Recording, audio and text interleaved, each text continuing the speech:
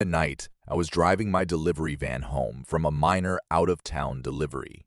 It was around 11 p.m., and it was raining heavily outside.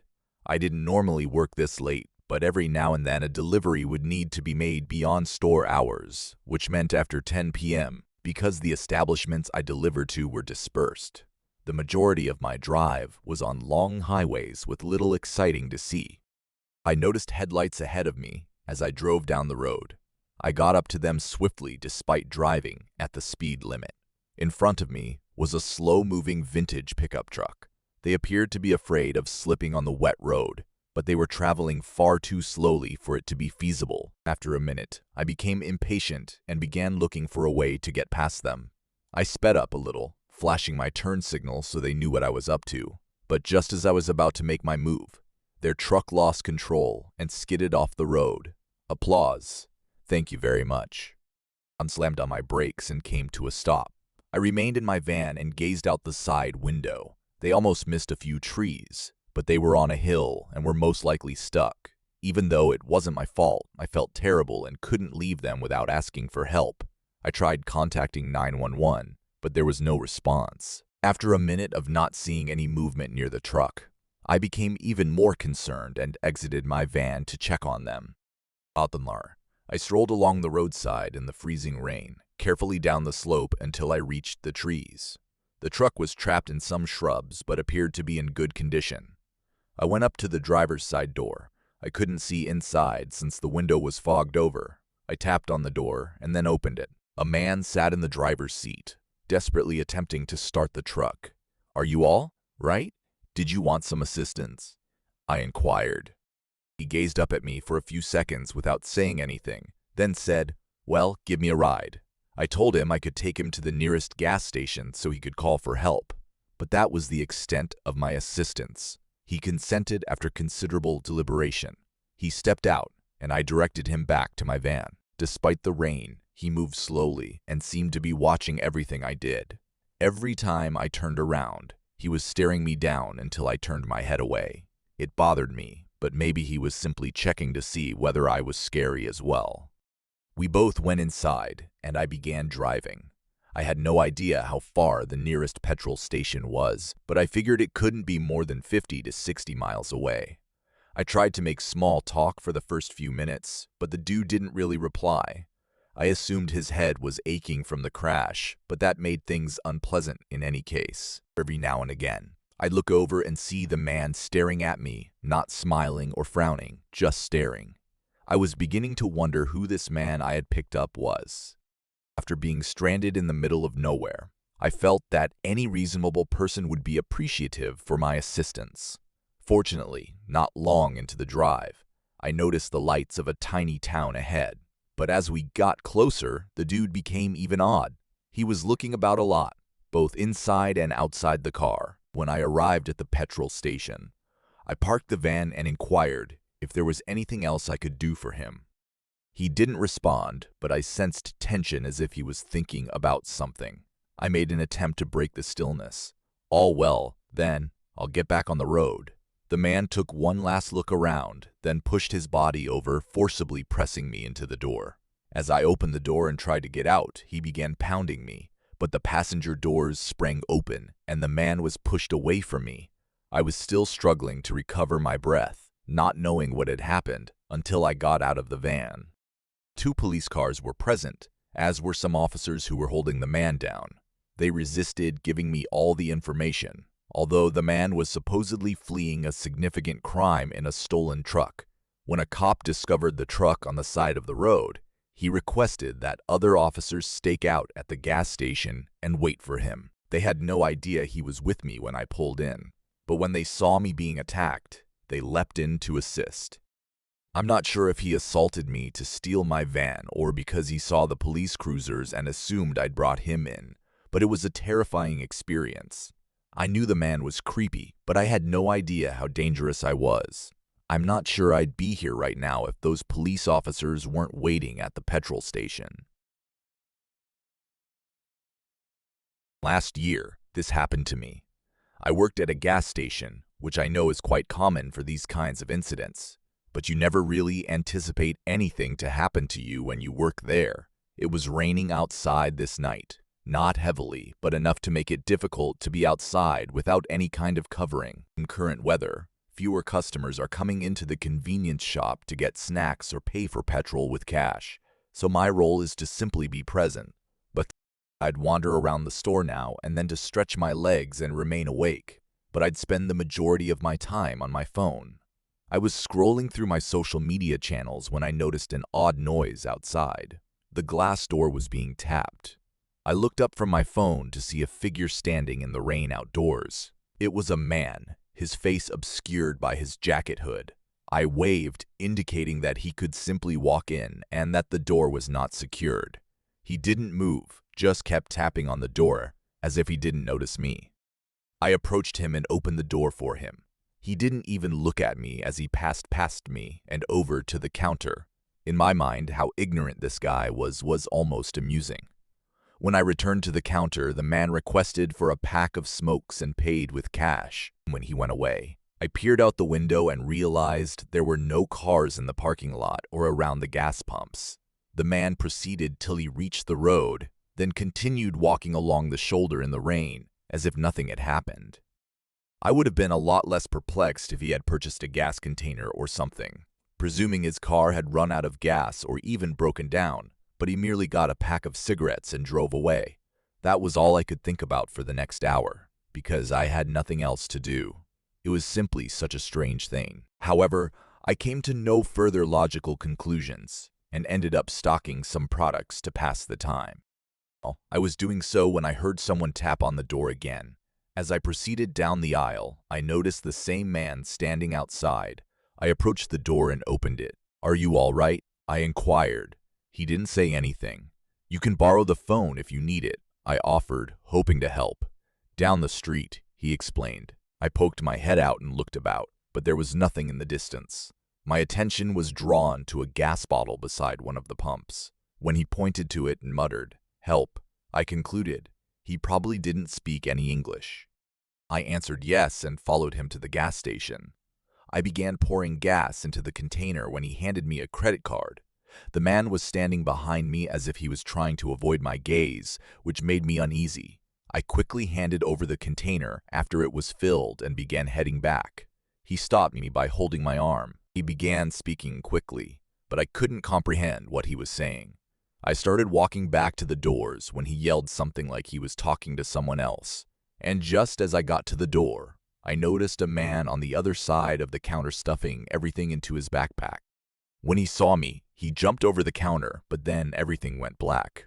I awoke on the floor with a severe headache. It seemed like just a few minutes had passed since the incident, and I recognized very instantly that the person behind me had smacked me over the head in an attempt to help his companion escape. I called the cops, and they transported me to the hospital, where I was treated for a concussion and a few stitches. The worst thing was the embarrassment I felt afterward, as if I'd been duped and allowed them to get away with it. To be honest, I'm glad I got hit over the head and blacked out before anything else happened, because the CCTV footage showed a man inside with a gun. I could have been put down and never awakened if I had tried to stop him, or even demonstrated that I was a threat in any way. My roommate was away for the week, so I had the flat to myself. Because it was spring break, all of my college classes were canceled.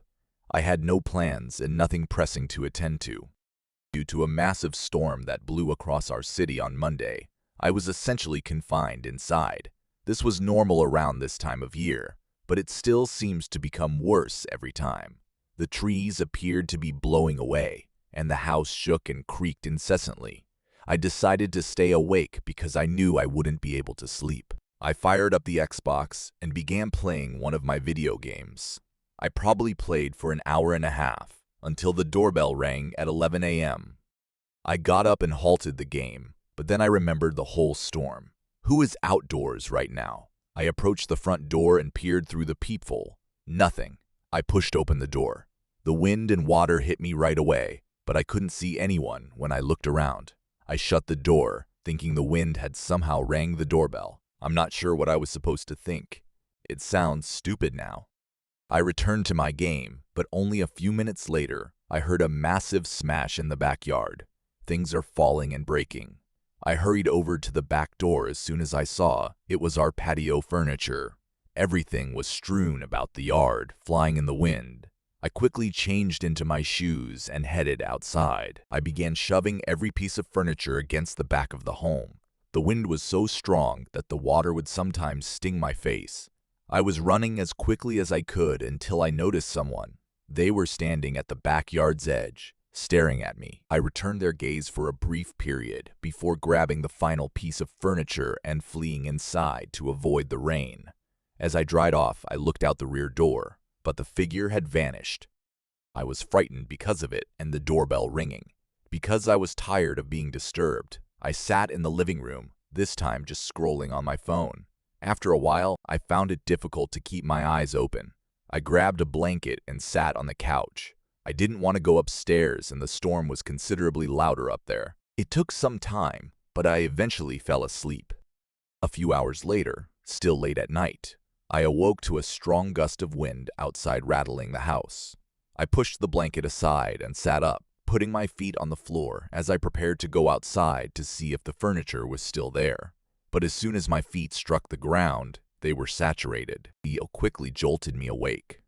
When I looked down, I noticed a puddle on the ground next to the couch.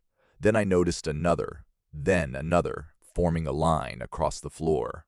Muddy shoe prints could be seen inside the puddles. I jumped up and dashed to the far corner of the room, my heart pounding in my chest. I slowly followed the shoe prints after a minute of hearing nothing but the wind outside. They led all over the house, upstairs and downstairs, but I could tell they came in through the back door, which I had foolishly neglected to lock in my eagerness to get out of the storm. I locked it and took out my phone to contact 911, but then the thought occurred to me, what if they're still inside? I remained silent and proceeded to the farthest part of the house where I felt most hidden, then called. I sat in silence, waiting for them to arrive. When they did, they looked about, seeing everything I had seen but nothing more. They said it appeared to be a personal attack, because nothing was missing and they were targeting my residence in particular. However, they approached me when I was sleeping and appeared to do nothing except observe me, which is quite scary yet makes no sense. They could have done something to me right then and there. After considerable consideration, I concluded that whoever it was had come for my roommate. They noticed me, glanced around the house, and then left without doing anything. So if this had been a personal attack and my roommate had been present, I believe things may have turned out much worse. I couldn't get rid of the uneasy feeling that had sunk in after the inexplicable happenings. The outside storm raged on, adding to the ominous atmosphere. With the authorities gone, I was left to mull over the troubling circumstances on my own. I resolved to stay up the remainder of the night, making certain that every entrance point was tightly locked. I left all of the lights on to create visibility, both inside and outside the house. Despite my best attempts, exhaustion gradually took its toll, and I found myself drifting asleep in the early hours of the morning. A loud crash startled me awake. Something had fallen or been knocked over upstairs, according to the sound. My heart was racing, and I could feel a cold sweat developing on my brow. I strained my ears, listening for any other noises. The howling winds of the storm made distinguishing between natural and possible intruders difficult. And with a mixture of anxiety and determination, I took a heavy object from the living room and began gingerly ascending the stairs. Every creak of the wooden steps seemed to reverberate loudly in the house's silence. I reached the top and took a deep breath before turning towards the source of the noise. A figure stood in the corridor. The weak light from downstairs produced an uncanny shadow, making any features impossible to see. My grip on the object tightened, and I took an unintentional step back. My thoughts raced as I tried to figure out what to do next. Was anyone there? Despite my efforts to sound assertive, my voice trembled as I yelled out. The apparition stood unmoving in the darkness, a menacing presence. As the seconds turned into an agonizing eternity, my heart beat. Finally, the figure moved, and the shape took on the unmistakable shape of a person. The intruder's voice was barely audible above the din of the storm. "Don't be scared. I'm not here to cause you damage. The statements did little to relieve my anxiety. Instead, they appeared to heighten my sense of impending doom. My mind raced as I considered my possibilities. Should I return downstairs and make a break for it? Should I fight back and defend myself?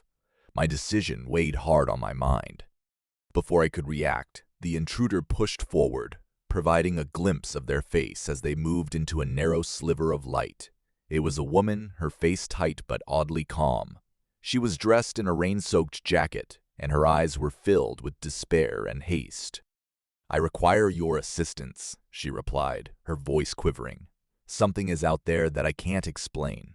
It's been following me, and I'm at a loss for what to do." Despite my trepidation, a stab of sympathy pricked my heart. I slowly dropped the instrument in my hand to inspect her. She was clearly in pain, and whether her narrative was real or not, I felt forced to listen. I found myself captivated by her story, as she spoke of her encounters with an unexplainable presence that appeared to defy explanation. Her statements echoed the night's unusual occurrences: the doorbell, the patio furniture, and the muddy footprints. And the storm raged on outside, but a strange alliance was forming within the limits of the house. We began to develop a plan to confront whatever was haunting us, with a common sense of unease and the realization that our safety might depend on working together. I had no idea that this chance meeting would lead to a sequence of disclosures, revealing a hidden realm lurking beneath the surface of our reality. The storm had delivered more than just rain and wind. It had also brought a collision of fates that would permanently alter the direction of our lives.